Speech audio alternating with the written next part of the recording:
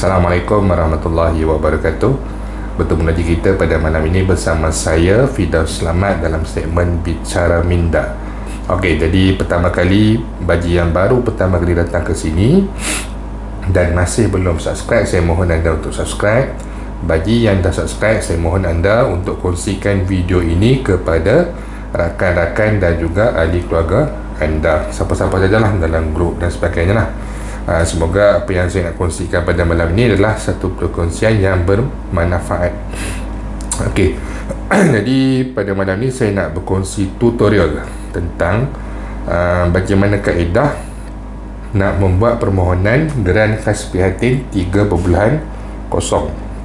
Jadi kita terus pergi kepada tutorial berkenaan lah. Okey, hari ini saya akan buat konsep baru sikit. Okey, no sound. Okey, start recording. Nanti saya akan buat display tepi ni lah.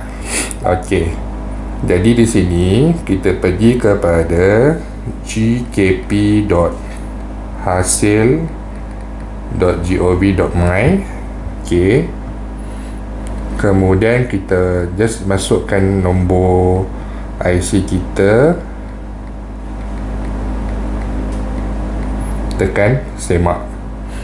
Jadi ID belum didaftarkan, tekan ke halaman daftar akaun. Jadi di halaman daftar akaun ni kita boleh isikan nombor kad pengenalan kita. Isikan lagi sekali, kemudian kita tekan kanta search. Jadi dia kata okey, tidak ada rekod sebelum ni. Isikan dia punya captcha ni, EA5CT, tekan butang semak. Okey, jadi dia keluar memang tak ada apa-apa permohonan sebelum ni. Buat permohonan baru, tekan pada permohonan baru. Okey, maklumat adalah berdasarkan data daripada agensi. Misal saya ada data dengan Lembaga Hasil Dalam Negeri. Jadi dia dah matikan bahagian nama pemohon dengan nombor IC saya sebab rekod saya dah ada dalam Lembaga Hasil Dalam Negeri.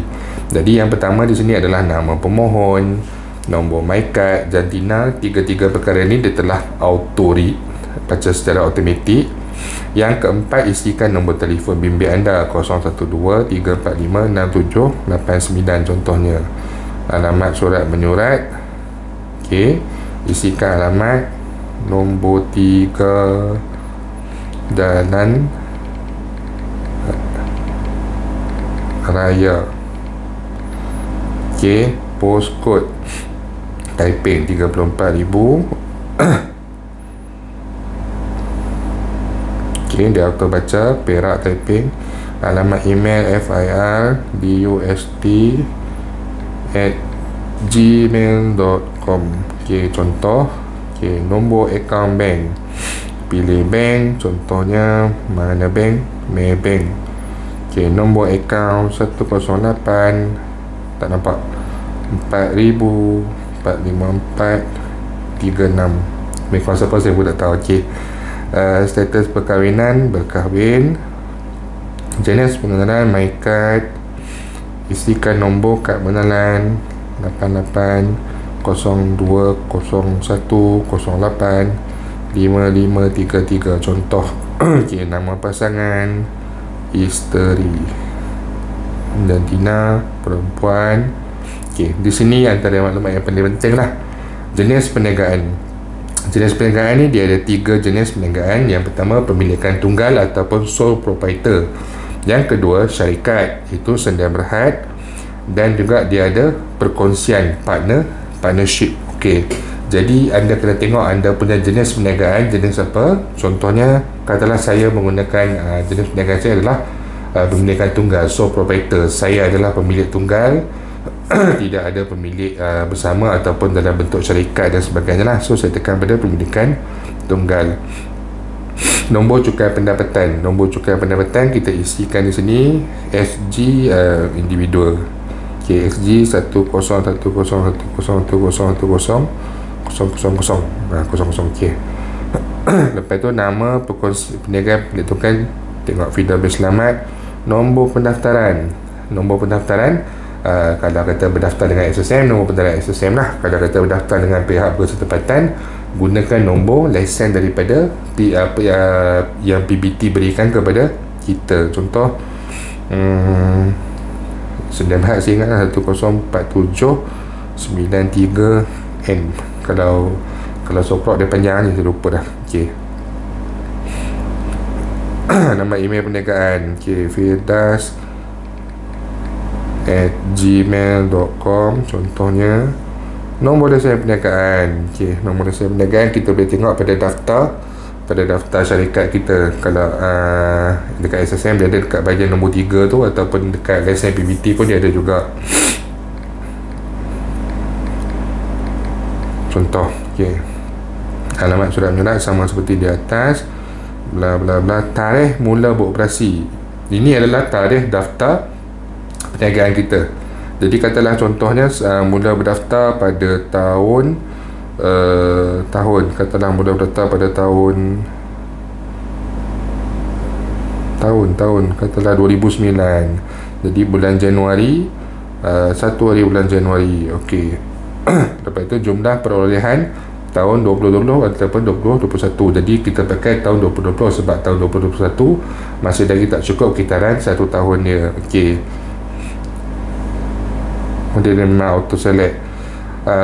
Lepas tu dia nak minta juga pendapatan pada tahun 2021, setengah tahun punya, katalah 100,000. Okey. Kemudian pada tahun sudah, hasil kita mungkin kata merosot sikit, 90,000. Bilangan pekerja maksimum adalah 4 orang. Jadi 4 orang. Nombor telefon perniagaan 05-883-1666. Contoh.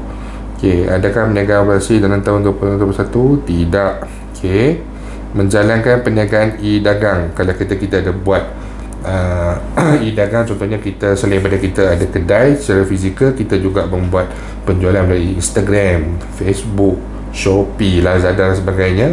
Jadi kita boleh pilih ya. Jika tidak, kita membuat penjualan secara fizikal, secara bersemuka, kita pilih tidak. Okey. Agensi pendaftaran perniagaan, dia ada pilihan pihak bersetepatan, Suruhanjaya Syarikat Malaysia, Lembaga Hasil Dalam Negeri dan juga lain. Contohnya tadi saya kata SSM. Jadi kita pilih SSM dan terakhir sekali kita tekan teruskan. Bila kita tekan teruskan, dia akan pergi kepada bahagian pengisytiharan kendiri. Okey, ini saya stop dulu video. Okey, jadi itu saja kaedah mudah macam mana kita nak mohon JKP 3.0 bagi yang masih belum memohon. Antara yang anda perlu ingat adalah pendapatan bagi perniagaan anda mestilah kurang daripada 300,000 dan ke bawah. Yang kedua, bilangan pekerja adalah tidak melebihi 4 orang, tidak termasuk kita sendiri. Yang ketiga, pendaftaran perniagaan kita adalah selewat-lewatnya pada 28 Februari 2021. Jika berdaftar pada bulan Mac 2021, maaf, anda tidak layak.